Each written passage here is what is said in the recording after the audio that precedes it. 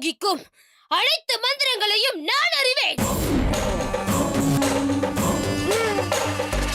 நீ யார் என்பதையும் முன் ஜென்மத்தில் நீ எதுவா இருந்தாய் என்று கூட நான் அறிவேன்.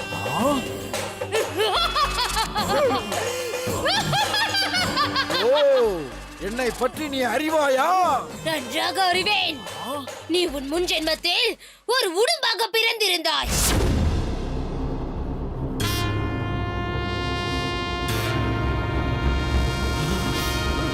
ஸ்ரீரங்கத்திலிருந்து திருமலைக்கு யாத்திரையாக வந்த சில வைஷ்ணவர்கள் மதுராந்தகம் ஏரிக்கு அருகில் தங்கி பகவத் பிரசாதத்தை உட்கொண்டார்கள். அவர்கள் உண்ட மிச்சத்தை, சேஷமான அந்த பிரசாதத்தை புதரில் உடும்பாக இருந்த நீ உண்டதால் இன்று இப்பிறவியில் மனிதனாக, சகல கலா வித்தகனாக, சாஸ்திர பண்டிதனாக உருவெடுத்திருக்கிறாய்.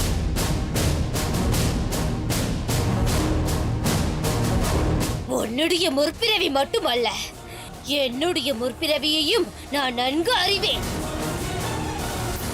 நான் என் முன் ஜென்மத்தில் ஒரு பிராமணனாக பிறந்திருந்தேன். பல யாகங்களை செய்து வைத்ததால் பலர் எனக்கு மரியாதை கொடுத்தார்கள். பெரும் செல்வம் என்னை தேடி வந்தது.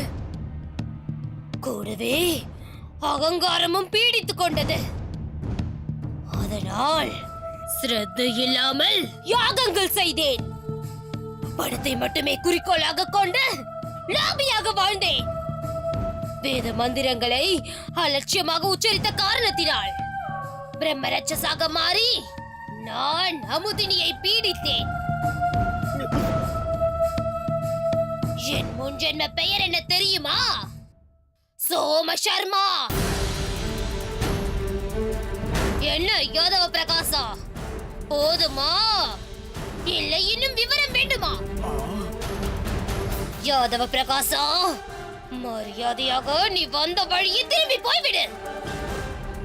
நீ சொல்லி எல்லாம் நான் அமுதினியை விட்டு விலக மாட்டேன்.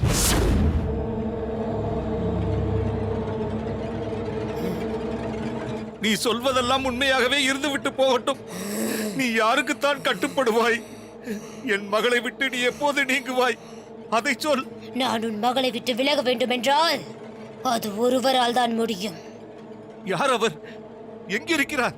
இங்கேதான் இருக்கிறார். யார்? யார் அவன்? கோடி சூரிய பிரகாசராய், சாந்த ஸ்வரூபியாய், நெடிந்துயர்ந்து வசீகரிக்கும் தோற்றம் கொண்டவராய், நித்திய சூரிகளின் தலைவரை போன்று ஒளியோடு உனக்கும் பின் நின்று கொண்டிருக்கிறாரே, ராமானுஜர்.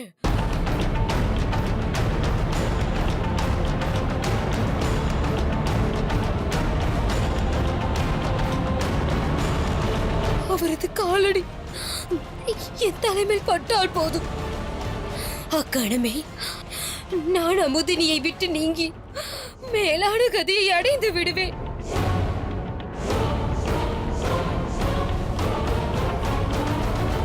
என்ன யாதவ பிரகாசா, அதிர்ச்சியில் உறைந்து போய்விட்டாயா? நான் உண்மையை தான் சொல்கிறேன். ராமானுஜர் உனது சிஷ்யன் என்று நீ நினைத்துக் கொண்டிருக்கிறார். ஆனால் அவர் ஆசான்களுக்கெல்லாம் ஆசான், உயர்ந்த மகான். அவருடைய திருப்பாதங்கள் என் மேல் படத்தான் எவ்வளவு நாட்களாக நான் இங்கு காத்து கிடக்கிறேன்.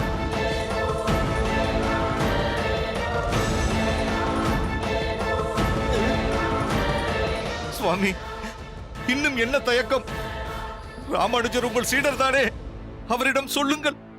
அவரின் திருப்பாதங்களை என் மகளின் சிரசின் மீது பதிக்க செய்யுங்கள். என் மகளை மீட்டு தாருங்கள் சுவாமி. தயவு செய்து எனது மகளை மீட்டு தாருங்கள் சுவாமி.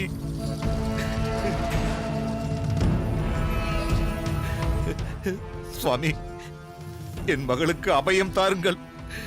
அவளுக்கு புத்துயிர் தாருங்கள். அந்த பிரம்ம ரட்சஸ் சொன்னதை தாங்களும் கேட்டீர்கள் அல்லவா? தயவு செய்து தங்களின் பாத கமலங்களை அந்த பிரம்ம ரட்சசின் மீது வைத்து என் மகளை மீட்டு தாருங்கள் சுவாமி.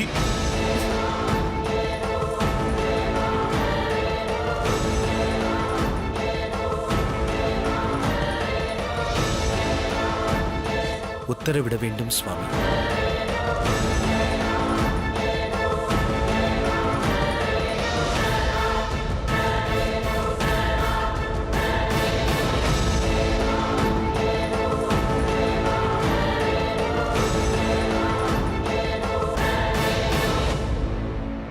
ஹே அமானுஷ்ய சக்தியே, நீ குறிப்பிட்டது போல் என்னுள் விசேஷ சக்தி இருப்பதாக அடியேன் நினைக்கவில்லை. இருப்பினும் நீ சொல்வது போல் அடியேனின் பாதம் பட்டால் அமுதினிக்கு நல்லது நடக்கும் என்னும் பட்சத்தில் அடியேன் இதற்கு சம்மதிக்கிறேன்.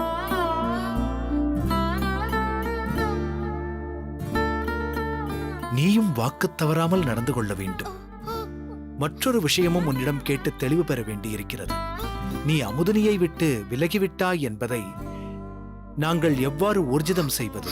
நான் அமுதினியை விட்டு அகன்ற மறுகணமே இவ்வூரின் எல்லையில் ஒரு அரச மரம் ஒன்று இருக்கின்றது. அதை பிளந்தபடி பெரும் சத்தத்துடன் நான் விடை பெற்று விலகுவேன்.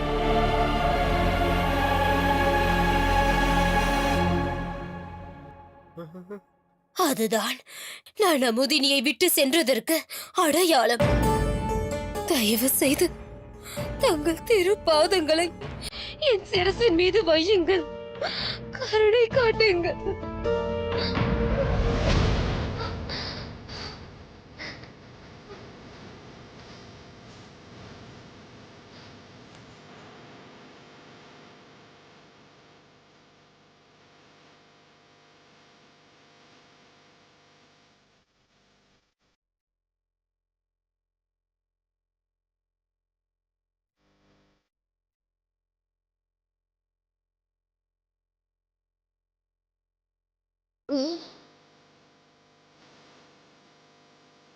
வரதார்ப்பணம்.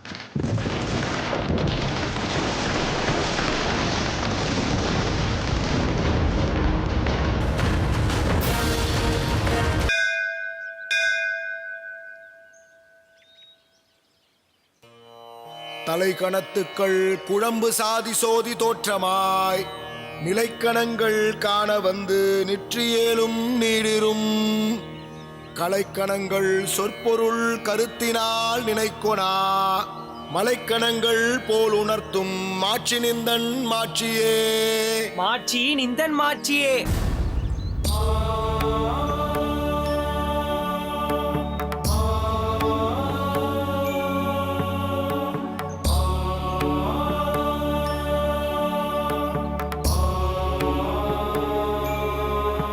வா வரதா, என்ன வரதா, ஏன் இப்படி சொல்கிறாய்? ஏன் இந்த அதிர்ச்சி திருக்கச்சி? நான் என்ன சொல்லிவிட்டேன்?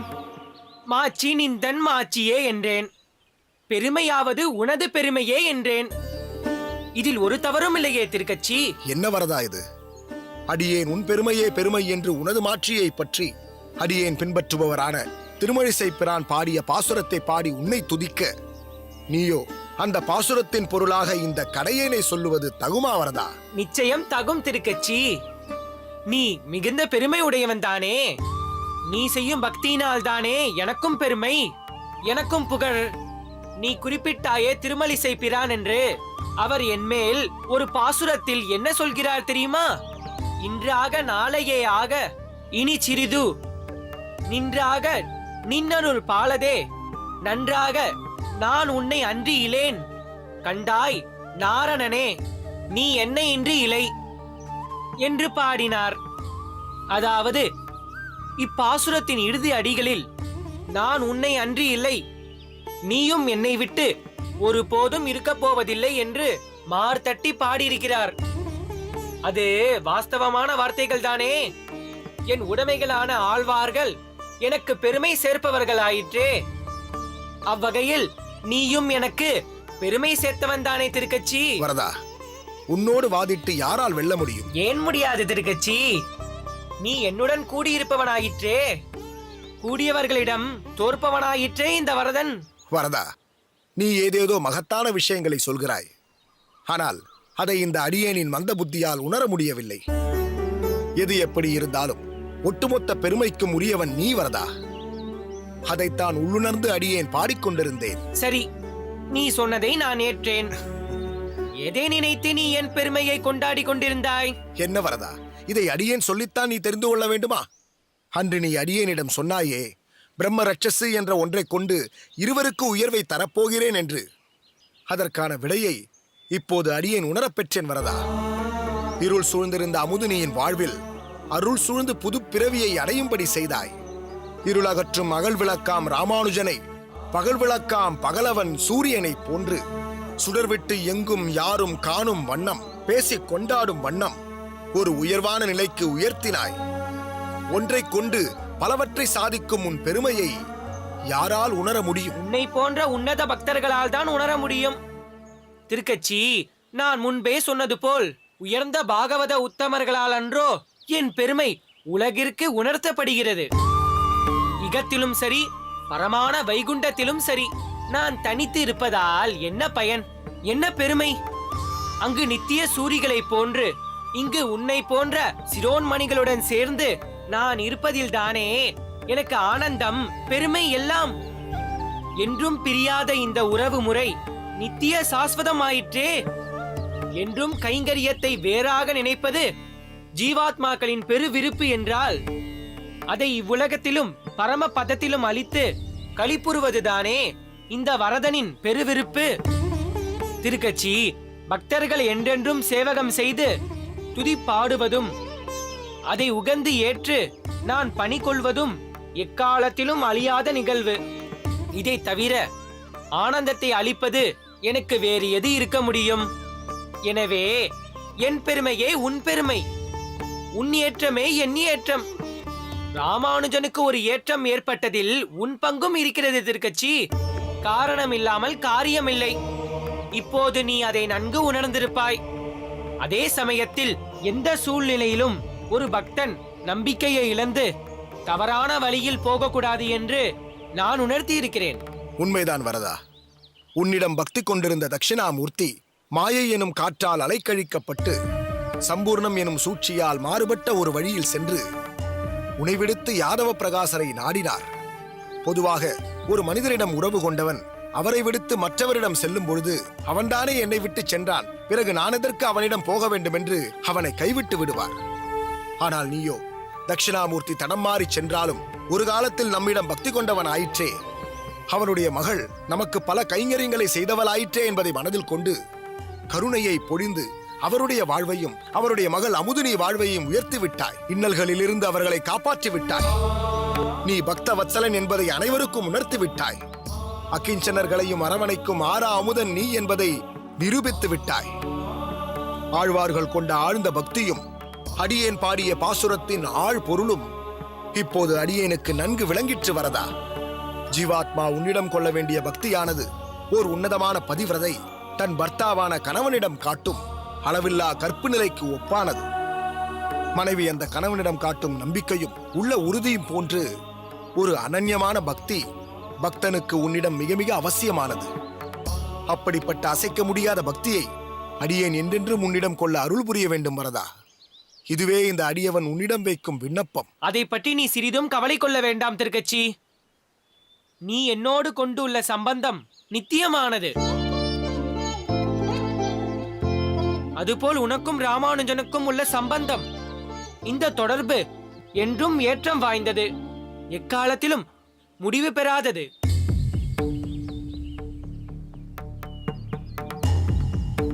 வரதா, நீ இதை சொல்லும் போதுதான் உன்னிடம் வேறொரு விஷயத்தை பற்றி கேட்க வேண்டும் என்று அடியேனுக்கு தோன்றுகிறது. என்ன திருக்கச்சி அது? ராமானுஜனின் ஒவ்வொரு ஏற்றத்தையும் கவனத்தில் கொண்டு அடியேன் செயல்பட்டாலும் அவனுடைய பாரியால் தஞ்சமாம்பாள் அதை உணராமல் அடியேனிடம் பகைமை பாராட்டுவதாக தோன்றுகிறது. அதற்கு காரணம் இருக்கிறது திருக்கச்சி. பெண்கள் பொதுவாகவே தங்கள் குடும்பம், தங்கள் கணவன், தங்களுடைய குடும்ப நலன் என்று அதையே யோசித்துக் கொண்டிருப்பார்கள். அதை தவிர அவர்களுக்கு வேறு எந்த சிந்தனையும் இருக்காது. அதை ஒட்டியே தன் கணவன் செயல்பட வேண்டும் என்றே அவர்கள் எதிர்பார்ப்பார்கள். அதைத்தான் தஞ்சாவும் எண்ணுகிறாள். அவள் நிலையில்தான் அத்தனை இல்லத்தரசிகளும் இருக்கிறார்கள். தஞ்சா அப்படி இருப்பதில் ஒரு தவறும் இல்லையே. அப்படி என்றால் அடியேன் ராமானுஜனுக்கு வழங்கிய அறிவுரைகள், அடியேன் அவனுக்கு காட்டிய வழி தவறு என்று நீ நினைக்கிறாயா? சராசரி மனிதர்களைப் போன்று குடும்ப நலன், அதை ஒட்டிய திரவிய சம்பாத்தியம் என்று இது போன்ற ஒரு குறுகிய வட்டத்தில் ராமானுஜன் சஞ்சரிக்க கூடாது என்று அடியேன் நினைப்பது தவறா வரதா? நீயே சொல். தற்போது அமுதினியின் விஷயத்தில் எவ்வளவு பெரிய மேன்மையை, ஒரு ஏற்றத்தை ராமானுஜனுக்கு கொடுத்து நீ ஒரு உயர்ந்த நிலையில் அவனை வைத்திருக்கிறாய். இதைத்தானே அடியேனும் எதிர்பார்க்கிறேன். இது தகாது என்று நீயா சொல்கிறாய் வரதா? நாளை ராமானுஜனுக்கு தன்னிகரில்லா ஒரு பெருமை வரும் பொழுது அது அவனுடைய பாரியாளுக்கும் அல்லவா சென்று சேரப்போகிறது. எல்லாம் சரிதான் திருக்கச்சி. உன் வார்த்தைகளை நான் முழுக்க முழுக்க ஒப்புக்கொள்கிறேன். நீ நடந்து கொண்ட விதத்தை பற்றி நான் குறை ஏதும் சொல்லவில்லை. இன்னும் சொல்ல போனால் நீ ராமானுஜனுக்கு சொன்ன வார்த்தைகளைத்தான் மற்றவர்களுக்கும் சொல்ல வேண்டும். அன்றாட தேவைக்காகத்தான் வாழ்க்கை என்று இல்லாமல் பகவத் சேவைக்காகத்தான் நம்முடைய வாழ்க்கை என்று மற்றவர்களுக்கு நீ போதிக்க வேண்டும். இதைத்தான் பிற்காலத்தில் ராமானுஜன் மற்றவர்களுக்கு சொல்ல போகிறான். இன்னொன்றையும் கவனமாக கேள்.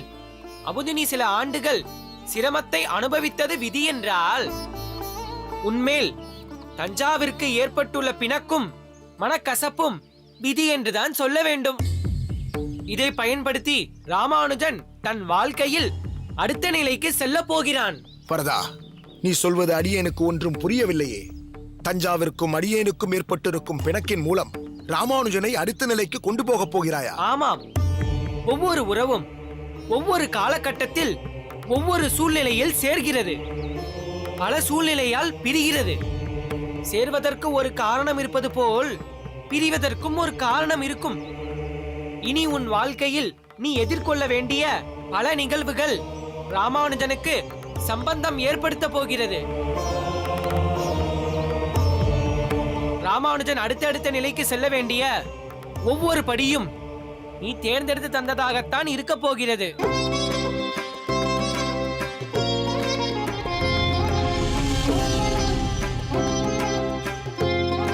கைலாசம், அந்த கூஜாவை கொடு.